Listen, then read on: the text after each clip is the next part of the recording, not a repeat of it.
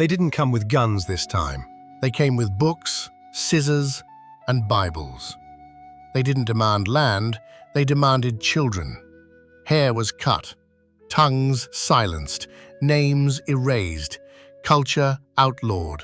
Kill the Indian, save the man, they said. But what they really did was kill the spirit. This is not just a story of schools, this is a story of cultural erasure, forced assimilation, and generational survival.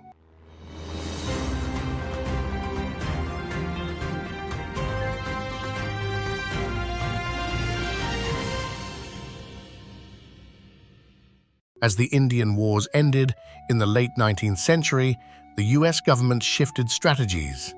The sword was put away, and the classroom was weaponized. In 1879, a former army officer named Richard Henry Pratt founded the Carlisle Indian Industrial School in Carlisle, Pennsylvania, the first government-run off-reservation native boarding school. His motto, "Kill the Indian in him and save the man." Pratt believed that native culture was a disease, and he would be the cure.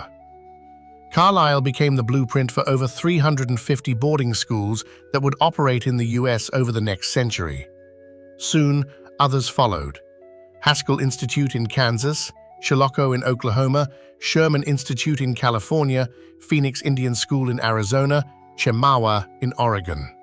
Many were run by Christian churches, Methodist, Presbyterian, Catholic, all funded through federal policy. These schools would steal more than time. They would steal identity. Imagine being 6 years old, taken from your family, sometimes by force, sometimes by threat. You don't speak English. You ride a train for the first time. And when you arrive, they strip you. First, your hair, cut off. For many tribes, this was a sign of mourning, even death. Then your name, replaced with something Anglo, easy to pronounce. Then your clothes, burned, replaced with a uniform. You're told not to speak your language.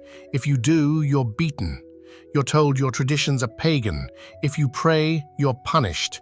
You are taught that your ancestors were savages, that your gods are dead, that your skin is wrong.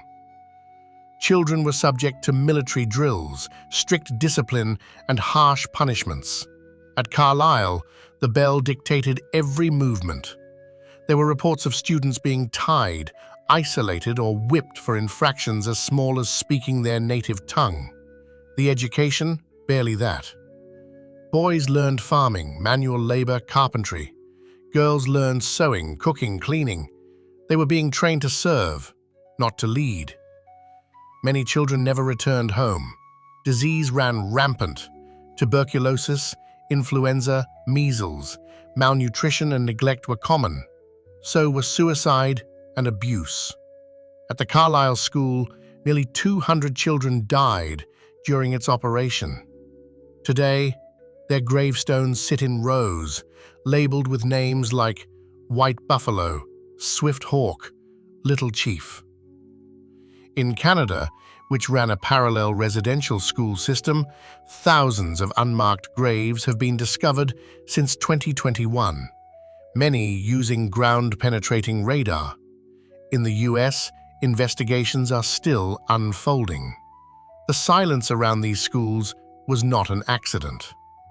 The records were poor, the graves unmarked, and the truth buried deep. But Native people resisted in ways big and small. Some families hid their children or sent them far away to avoid enrollment. Some students, though punished, whispered their language under blankets, sang songs in secret, and held on to the stories of their people. Others survived and went on to tell the truth. The boarding schools tried to erase a culture, but in doing so, they lit a fire of resistance that still burns today. In 1978, the US passed the Indian Child Welfare Act, a direct response to the generational damage caused by boarding schools and child removals.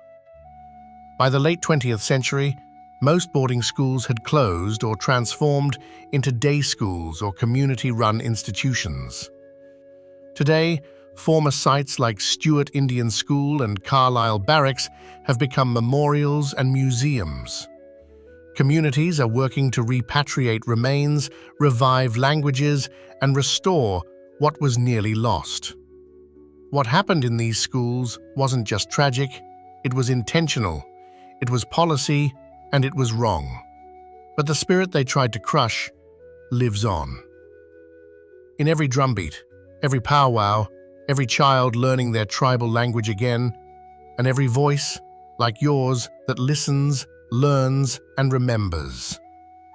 Subscribe to Native Historian for more stories they never taught you in school.